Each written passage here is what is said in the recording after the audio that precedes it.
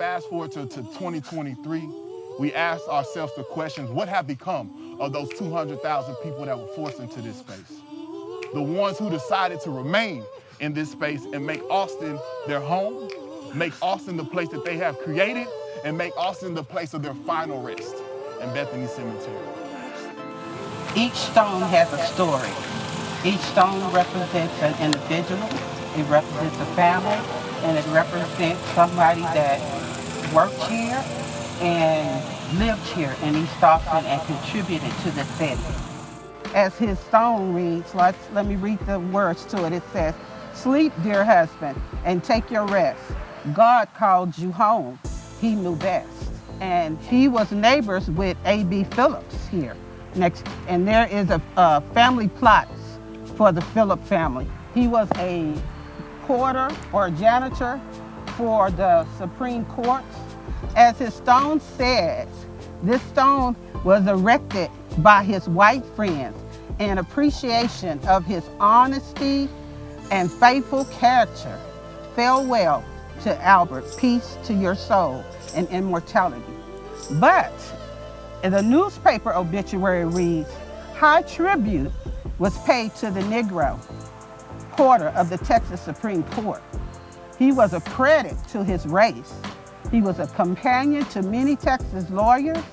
He took them fishing, hunting, and he was counted as a friend to many. Albert knew his place as a Negro.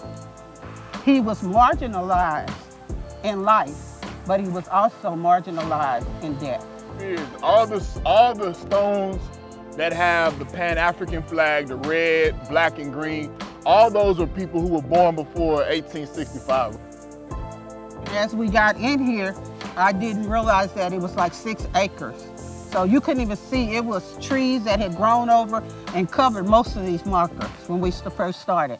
We drug cars out of here, all kinds of stuff. We broke, I don't know how many chainsaws, just cutting down little trees and stuff. So what you see today, it's come a long way from where it was back then. We're always looking for maintenance or people to cut the grass. That request to have them come out and mow the grass has been denied. But she was born in Arkansas, and her slave master, Miss Master Robinson, and she has her slave narrative too. Post Road. So some of you are native Austinites, y'all know where Post Road is. South Austin.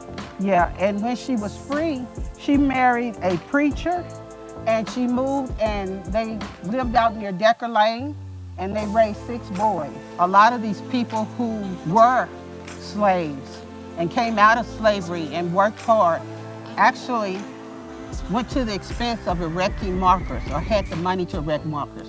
Some of them didn't. And those are a lot of the people that are, their names and dates have been lost to time.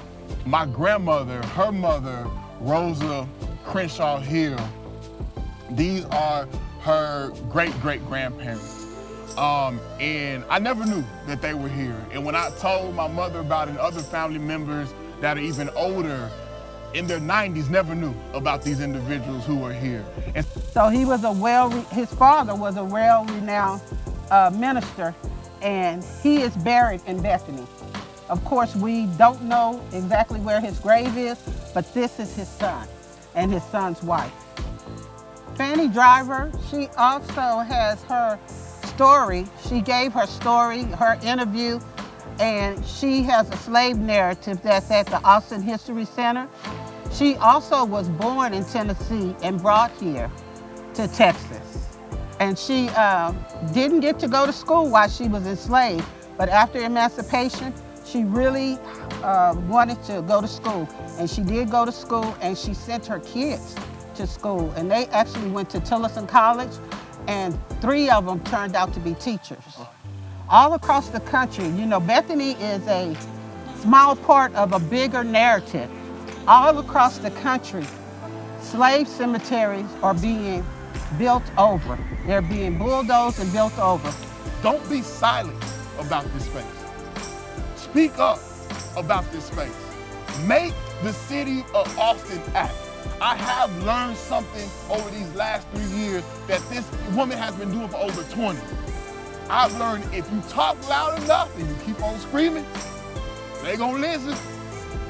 And there's recorded more than 500 burials out here, and we're not sure because, of course, over time and the burials here, some have been lost that don't have stone markers, so they have been lost to time.